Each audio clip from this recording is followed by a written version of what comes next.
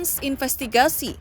Kabar mengejutkan terdengar dari praktisi hukum Kamarudin Simanjuntak saat ditanya perihal kesiapannya untuk berdiri di manakah dirinya dalam kasus hilangnya nyawa Vina dan Eki yang terjadi di Cirebon medio tahun 2016 lalu. Ia mengaku lebih tertarik untuk berdiri di samping pengacara kondang Hotman Paris Hutapea yang kini diketahui didapuk menjadi kuasa hukum almarhumah Vina. Lantas apa alasan Kamarudin Simanjuntak lebih memilih berdiri di samping almarhumah Vina ketimbang Peggy Setiawan, Saka Tatal, atau 7 terdakwa lainnya?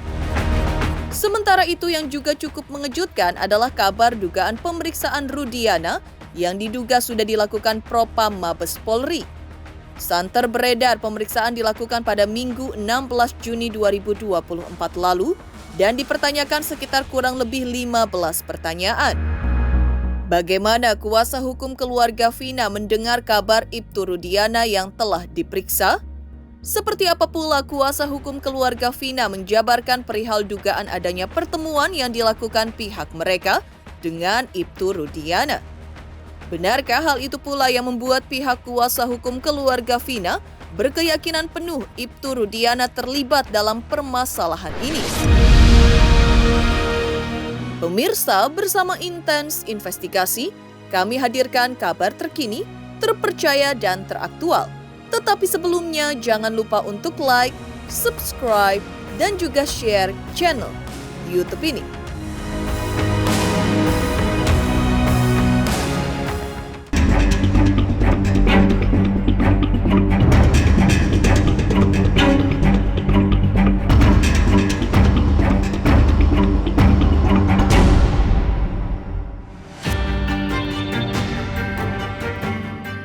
Dikenal piawai dalam mengungkapkan kasus hukum, bahkan yang membuat namanya semakin melambung adalah saat memenangkan kasus besar yang sempat terjadi di Republik ini dan diduga melibatkan oknum perwira polisi. Sepak terjang seorang praktisi hukum Kamarudin Simanjuntak rasanya memang sudah tidak bisa diragukan lagi. Meski begitu, saat melakukan sesi wawancara dengan tim Intens Investigasi kemarin, Kamarudin mengungkap hal yang mengejutkan, di mana ia tak mau mengikuti keinginan warganet agar dirinya menjadi kuasa hukum Peggy, namun lebih berkeinginan untuk menjadi kuasa hukum Vina.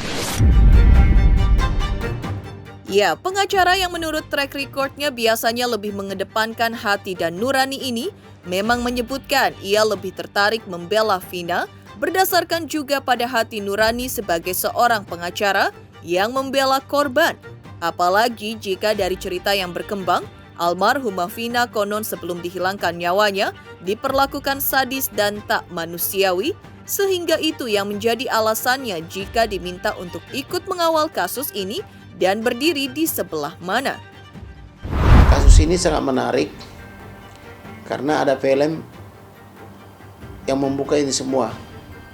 Sudah 8 tahun berlalu dan kemudian ditangkap pelakunya yaitu Peggy Setiawan. Kata polisi ya, kemudian diketahui KTP 3 orang tuanya 2 atau namanya 3 orang tuanya 2 gitu loh. Kemudian kendaraan bermotor juga kata polisi dari 8 tahun lalu ditemukan ada sama Peggy Setiawan atau STNK-nya. Kemudian namanya juga sama dengan Peggy Setiawan. Kemudian ijazah SD, SMP, SMA katanya dari Cirebon juga. Jadi kebenarannya itu biarlah polisi. Tapi menurut saya biarlah lebih bagus ini diperadilankan, kemudian dilapor Propam, kemudian dilapor ke Wasidik. Biar terang semuanya. Saya lebih tertarik membela korban. Karena Vina ini kan kita tahu kan dia dibonceng oleh Peggy, Eki ya. Nah kemudian dia korban dipukuli, kemudian setelah dipukuli jadi saya lebih tertarik membela korban daripada membela pelaku. Jadi oleh karena itu saya menyatakan dari lubuk hati yang paling dalam turut sedih dan prihatin karena mengapa orang seperti itu mampu melakukan perbuatan seperti itu, membunuh dan itu sangat biadab menurut saya.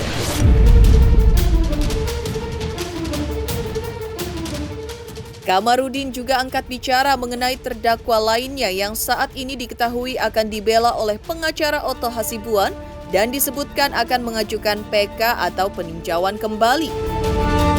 Menghadirkan para saksi yang agaknya akan menjadi landasan novum atau bukti baru yang akan diajukannya ke Mahkamah Agung untuk proses peninjauan kembali. Kamarudin Simanjuntak berpendapat hal tersebut bisa saja menjadi pedang bermata dua, karena selain bisa diajukan sebagai novum baru, juga bisa dikategorikan memberikan kesaksian palsu. Ya jelas, kalau misalnya mereka mengaku tidak ikut bersalah, tapi tahun lalu bersalah, itu memberikan keterangan palsu.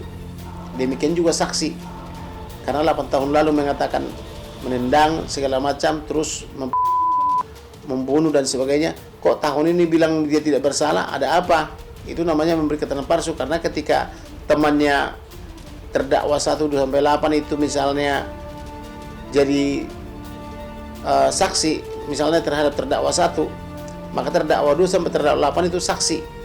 Nah, ketika dia bersaksi, berarti dia memberi keterangan palsu dong. Nah, gitu loh. Demikian juga saksi yang dari luar.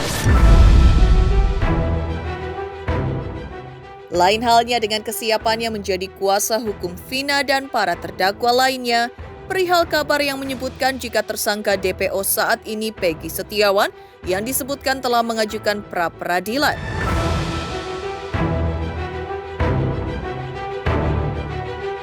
Kamarudin Simanjuntak memuji hal tersebut.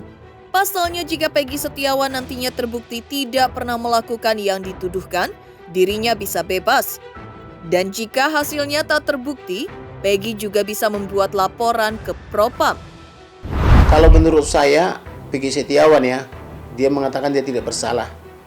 Dia melakukan pra-peradilan. Itu sudah benar. Benar enggak dia tidak ikut serta melakukan pembunuhan itu atau rekayasa polisi? Kalau Peggy Setiawan misalnya tidak melakukan pembunuhan itu, maka saya rasa dia akan bebas dari pra-peradilan. Yang kedua, bisa melaporkan juga ke Propam. Selain itu bisa juga melaporkannya ke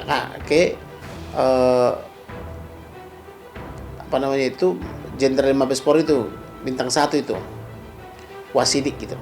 Iya, karena di pra-peradilan itu dia akan membuka seterang-terangnya dan kemudian saksinya akan diajukan. Siapakah saksinya? Karena ada katanya saksinya yang melihat dia sore hari. Nah, apakah saksinya itu bisa melihat sampai sore hari, sampai malam hari, sampai ketemu pagi, sampai ketemu malam lagi?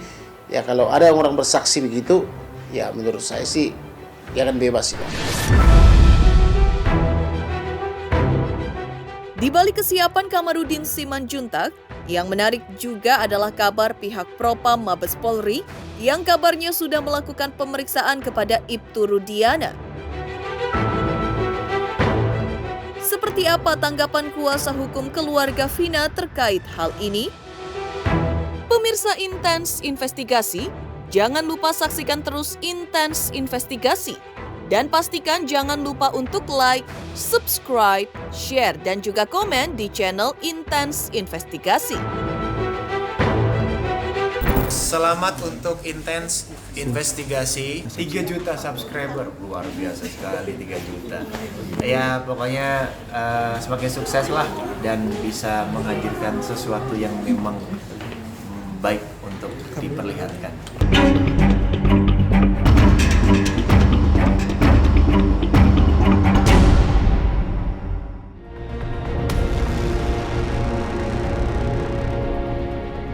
Entah karena kabar tersebut atau bukan, pada Minggu 16 Juni 2024 lalu, kabarnya Ibtu Rudiana diperiksa oleh Propam Mabes Polri dan dipertanyakan sekitar kurang lebih 15 pertanyaan.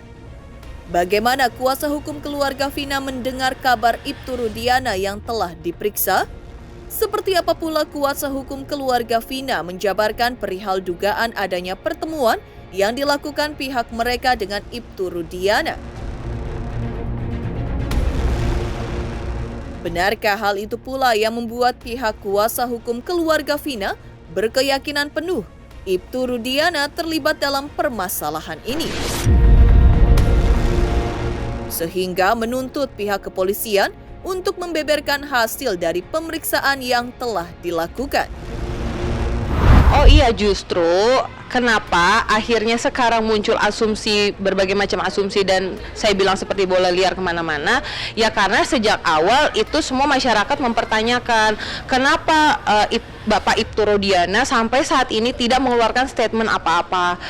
Kami justru bertanya, pada tahun 2016 tuh apa sih yang terjadi? Itu kan yang dipertanyakan oleh masyarakat selama ini. Justru dengan beliau menutup akses itu jadi makin bertanya-tanya gitu. Makanya dengan ini kami meminta agar pihak kepolisian juga membuka secara transparan apa sih hasil pemeriksaan tersebut, sehingga masyarakat juga jadi tidak berpikir yang macam-macam kan gitu kan. Apa sih hasilnya, kenapa hasilnya ditutup-tutup? Ya kalau memang itu kewenangan penyidikan ya silahkan, tapi alangkah lebih baiknya secara transparansi dibuka kepada masyarakat.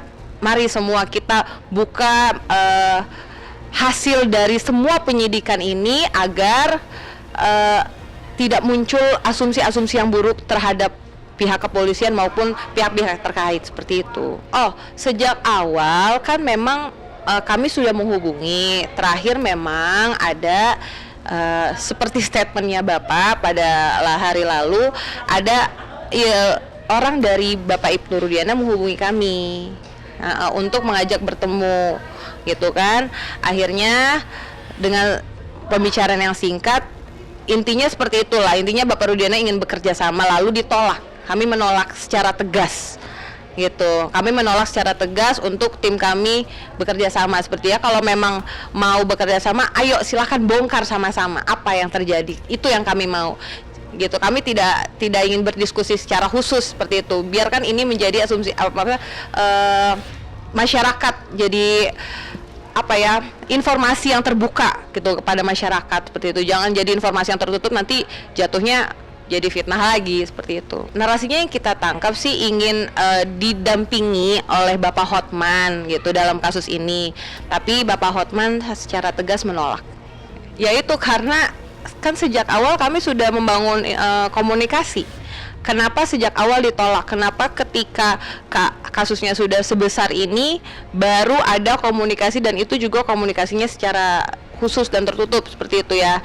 Gitu. Jadi ya itu akhirnya Bapak memutuskan untuk menolak.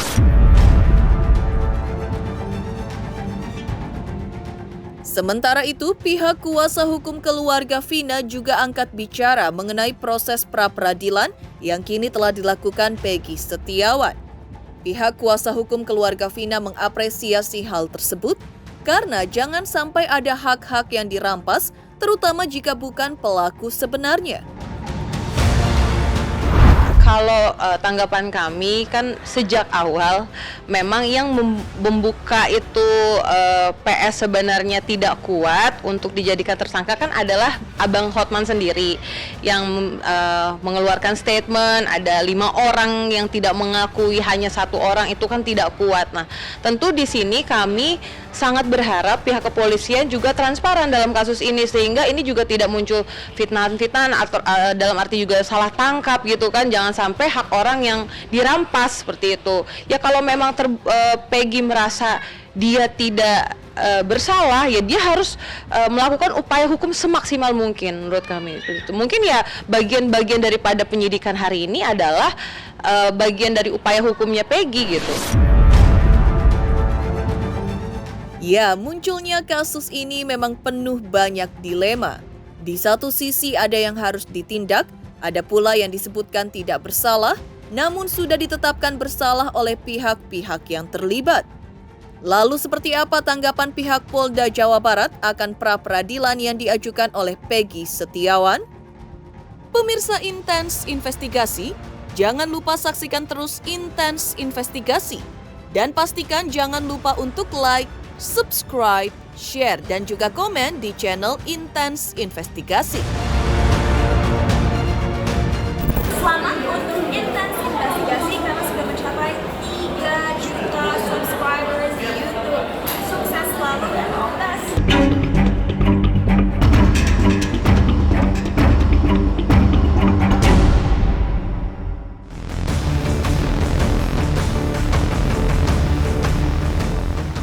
Ya, menarik memang banyaknya carut-marut yang terjadi dalam kasus ini memang bak mencari jarum di dalam jerami, yaitu melakukan sesuatu yang sulit ditemukan. Meski begitu, di antara banyaknya kebingungan yang terjadi, proses pra-peradilan yang dilakukan kuasa hukum Peggy sepertinya membuahkan hasil. Diajukan ke Pengadilan Kota Bandung pada tanggal 11 Juni 2024 lalu. Lantas seperti apa tanggapan Humas Polda Jawa Barat akan pra-peradilan yang telah didaftarkan oleh tim kuasa hukum Peggy Setiawan? Benarkah untuk menghadapi pra-peradilan Peggy Setiawan tersebut, pihak Polda sampai membentuk tim dari Bitkum Polda Jawa Barat? Terkait sudah adanya gugatan, ya, permohonan pra-peradilan dari kuasa hukum ataupun tersangka PS.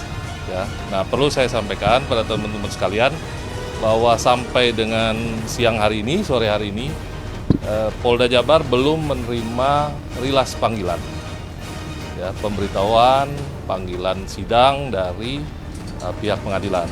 Nah, tentu ini masih berproses. Namun ya, perlu teman-teman juga ketahui, Bapak Kapolda telah memerintahkan ya untuk membentuk tim dari Bitkum Bidang Hukum Polda Jawa Barat. Tim ini telah terbentuk dan tentunya untuk menghadapi gugatan pra-peradilan dari tersangka PS ataupun kuasa hukumnya. Nah, kalau terkait dengan pemeriksaan psikologi, kemarin dari pihak keluarga tersangka PS itu sudah hadir, sudah datang, ya, dari orang tua, dari bapak tersangka PS, saudara Rudi, ya. Sedangkan untuk ibunya, ibu tersangka PS ini tidak hadir dan menolak untuk dilakukan pemeriksaan secara psikologis.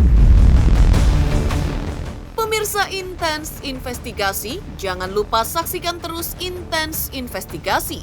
Dan pastikan jangan lupa untuk like, subscribe, share, dan juga komen.